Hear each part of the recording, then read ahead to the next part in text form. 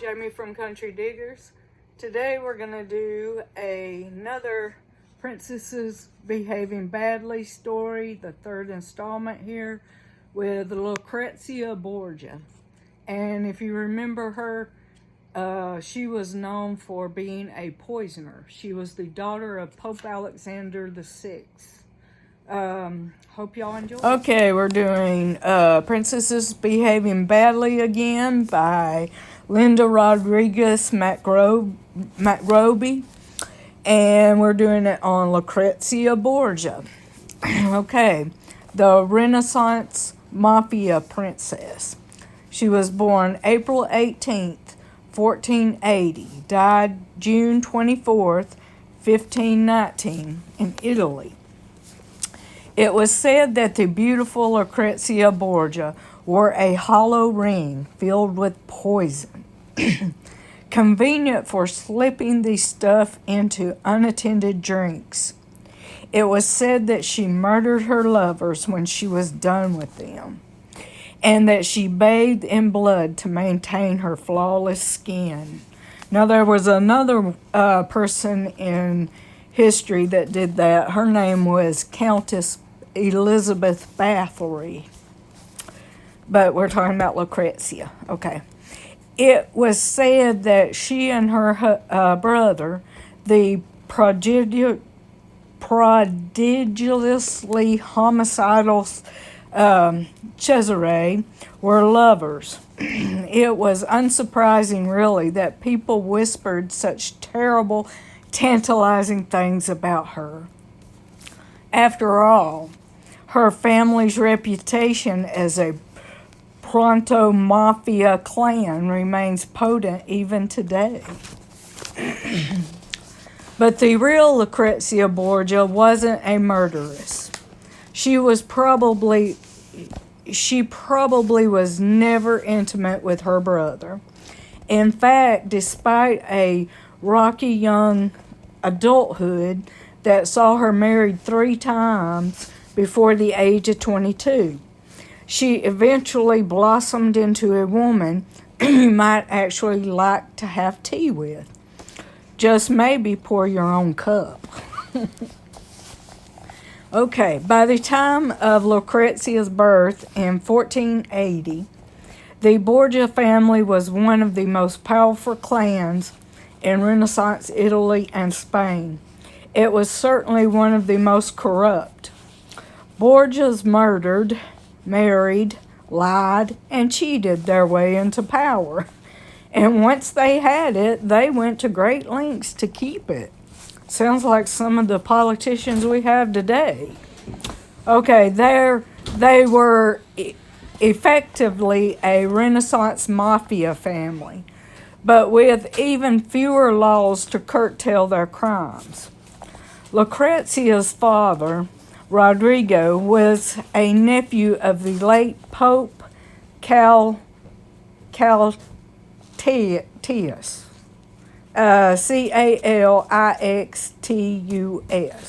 III. Though clearly not suited for the celibate life, at age 25 he was made a cardinal, a position that came with a lot of power and massive income. At the time, the Roman Catholic Church was the political as well as the spiritual center of Western Europe. It governed the Papal States, a region that encompassed a wide swath in the center of what is now Italy. The Church and its head, the Pope, wielded major influence over other Italian city-states, including the Kingdom of Naples to the south and powerful Florence to the north, as well as the Catholic monarchies of Spain and France. It was also as corrupt as any ruling institution can be, and still is.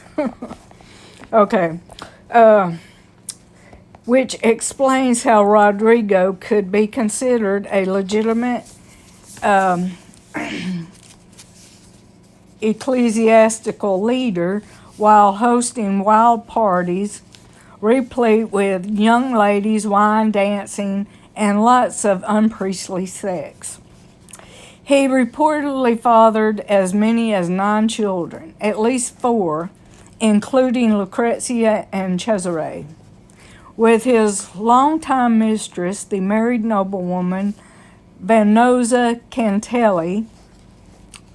But if the Borgia children were illegitimate, they were never made to feel that way. Beautiful Lucrezia was treated every bit like the princess she would later become. When Lucrezia was 12, Cardinal Rodrigo was elected pope, taking the name Alexander VI, a triumph that cemented the Borgia's futures and fortunes and made her father the most powerful man in Europe.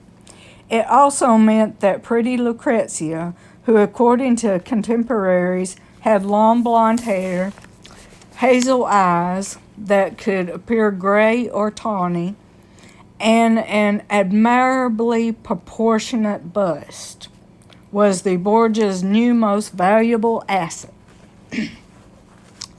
Pope Alexander was exceptionally adept at marrying off Lucrezia for maximum gain. Each of her 3 marriages was to a more politically important family. The first, when Lucrezia was just 13, made her the wife of Count Giovanni Sforza, Sforza, member of a rival clan and ruler of Pesaro, Pesaro, a city-state, on the Adriatic coast. But Sforza, Sforza, sorry I'm not pronouncing his words right, proved a disappointment.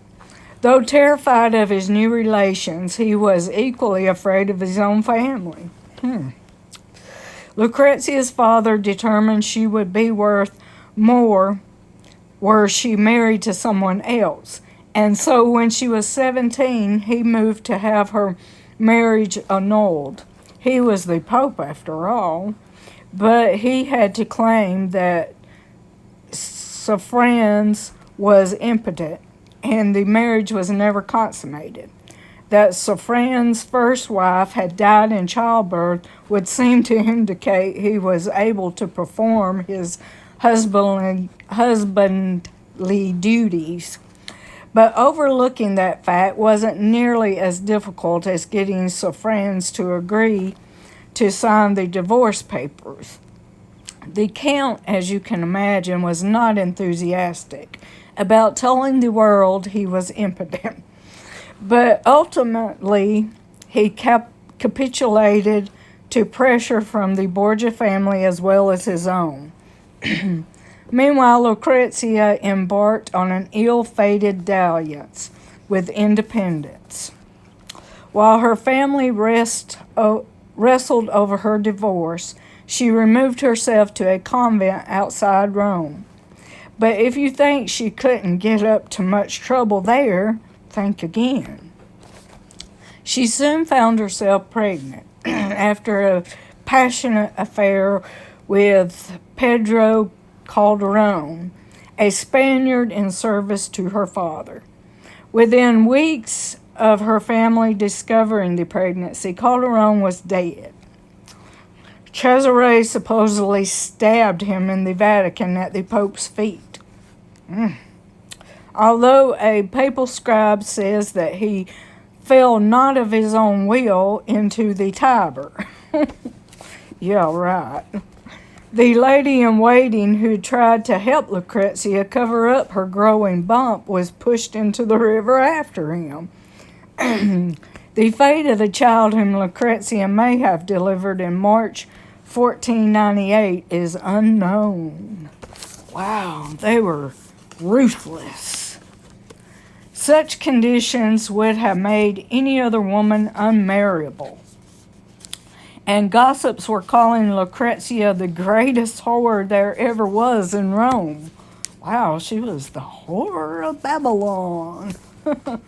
Yet suitors clamored for her hand, and by August 1498, she was again at the altar. Her second marriage to 17-year-old Alfonso of Aragon, the Duke of Brescelli and illegitimate son of the King of Naples, made Lucrezia a duchess and earned her the title of Princess of Salnero.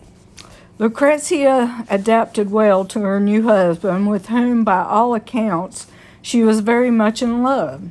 Within 6 months, she was pregnant with their son, who she born on November 1st, 1499. But people who became inconvenient to the Borgia family had a tendency to die, and the young Duke was becoming very inconvenient indeed. Renaissance politics were as tangled as a bowl of pasta. Sorry, but here's the long story less long. Cesare, who had recently married a French noblewoman, wanted help from France to conquer the city-states of southern Italy. Because France was warring against Naples, Lucrezia's marriage to a Neapolitan,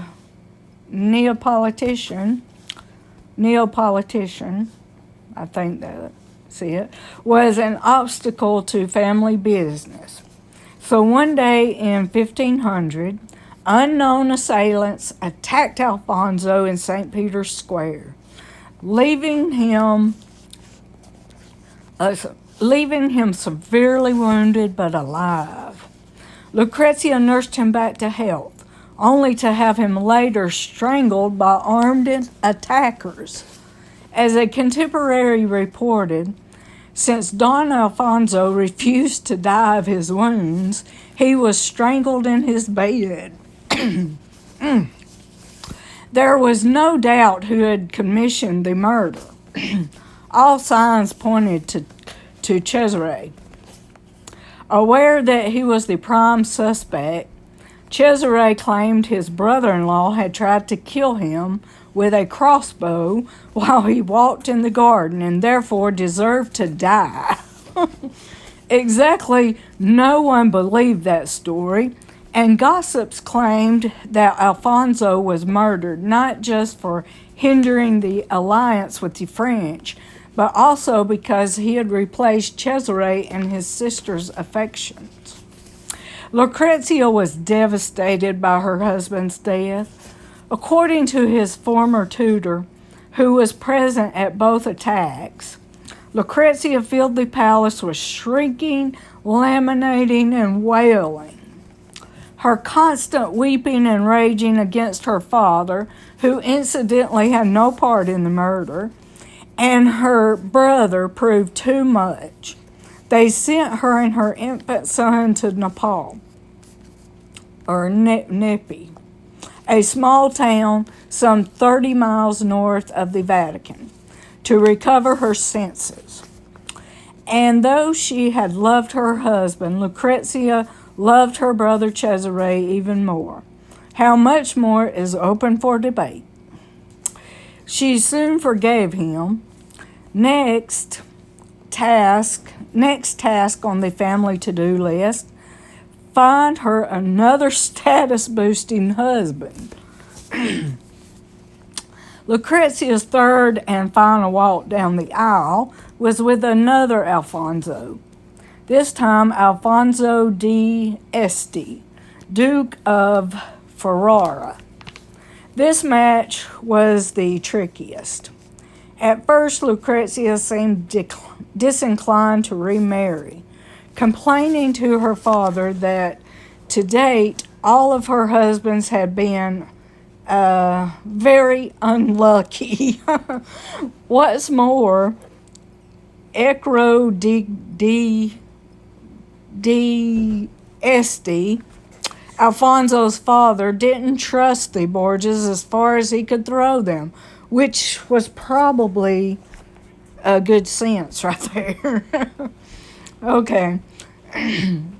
and so he spent years delaying the marriage.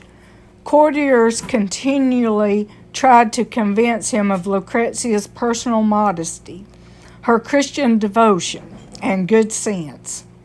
Lucrezia, who was nothing if not ambitious, also started a frequent correspondence with Ecro in hopes of impressing him. In the end, it was probably the sizable Borgia dowry and power as much as her personal charms that facilitated the match. Once again, Lucrezia bent herself to her family's will, leaving her 2-year-old son in Rome to wed the Duke. With marriage number 3, Lucrezia's reputation was on the upswing. Even a spy in the employ of her new and distrustful sister-in-law declared that every day she makes a better impression on me. She is a lady and with a very good mind, astute. You have to keep your wits about you with her. And despite her husband's initial misgivings, he and Lucrezia got on like a house on fire. True, he spent his days prowling the streets for whores and hanging out in taverns, but he spent his nights with her. Lucrezia's relationship with her new in-laws were improving as well, which was probably a good thing because the Borgia's roller coaster fortunes were about to take a nosedive. Okay. In 1502, Cesare was the acknowledged military power in Italy, having attacked and taken control of several key city-states. He was a terror. Once suspecting that one of his most trusted followers was plotting against him, he had the man decapitated, the head mounted on a lance and displayed in the town plaza. Anyone who stood in Cesare's way was likely to meet a similar fate. Anybody watch the Borgias on Showtime? It came on back in 2011, I think. Cesare was a fox. It's too bad that he was a murderer, too. But anyway, by 1503, however, Cesare's fortunes were turning. In particular, his alliance with the French king was becoming a problem. Believing that Cesare was too powerful, Louis the VII began blocking his acquisition of additional lands. Then the situation worsened. On August 18th of that year, Pope Alexander VI died. The man who had been the source of the Borgia authority was gone, and Cesare's mad scramble for power had made him more enemies than he could afford.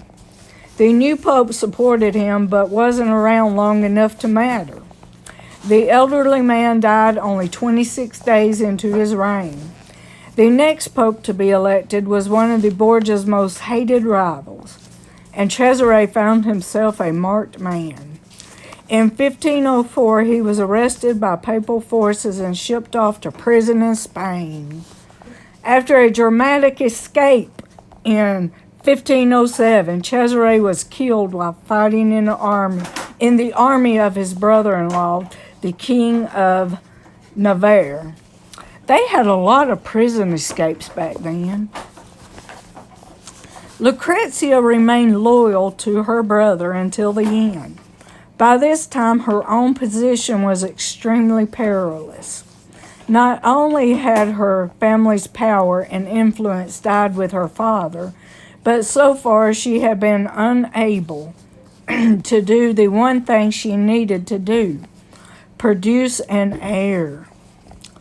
Though pregnant in her first year of marriage, she had given birth to a stillborn daughter at 7 months and nearly died from fever. Her husband had an easy out should he want one. Everyone knew that the grounds for Lucrezia's divorce from Sophronis were a sham, a claim that, if pressed, could mean that her current union had no legal basis. But Lucrezia's new family didn't try to ditch her for the simple reason that they liked her. That's a strong indication as any that Lucrezia was not the evil, incestuous murderess that contemporary and historical gossip claims she was. I knew it. I knew she was good. True, had her husband divorced her, he would have been obligated to return her exceptionally large dowry. But there is no evidence that any of the Duke's family even raised the thought. On the contrary, her new family protected her, respected her, and even tried to help her wayward brother. In some ways, the Borgia downfall proved to be Lucrezia's salvation.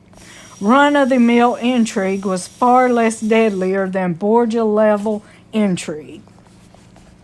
And though she had a few affairs, most notably with poet Petro Bimbo, and I'm not kidding right here, okay? Bembo, Bimbo, okay?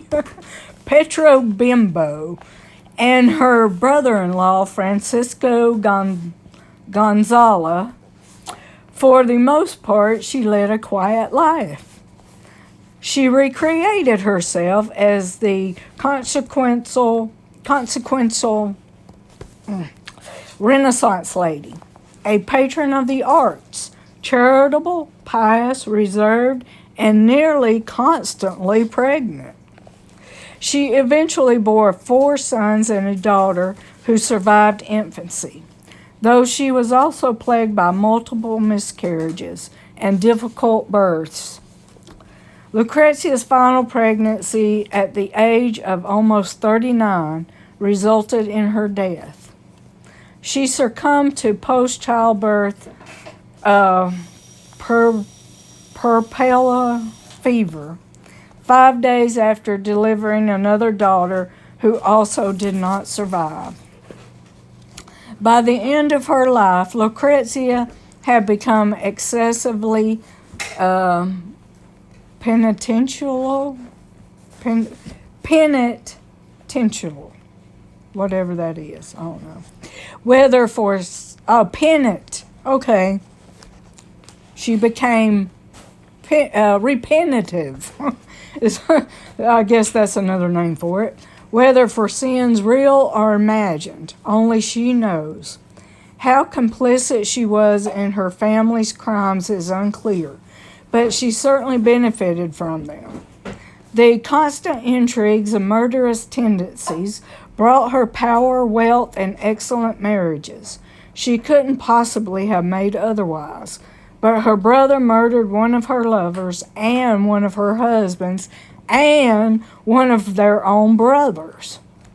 And her family's actions separated her from her firstborn son. Though her flirtations with independents didn't always go well, they did reveal a woman trying to break free from those who used her for their own ends. Few women in history have been demonized, even fetishized, as Lucrezia Borgia. Historians and novelists preferred to believe that her sins were real, and over the centuries many have added several she couldn't possibly have been guilty of. In 1833, for example, the French writer Victor Hugo wrote a stage play based on Lucrezia's life, depicting her as a lusty, amoral murderess who accidentally poisons her illegitimate son. The play later became Ganado Donzotti's opera. In Hugo's preface, he makes his opinions unequivocally clear.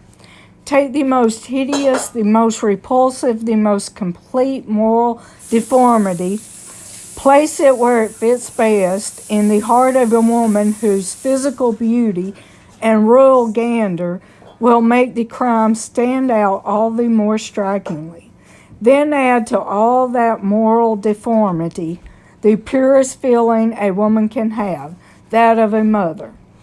Inside our monster, put a mother, and the monster will interest us and make us weep.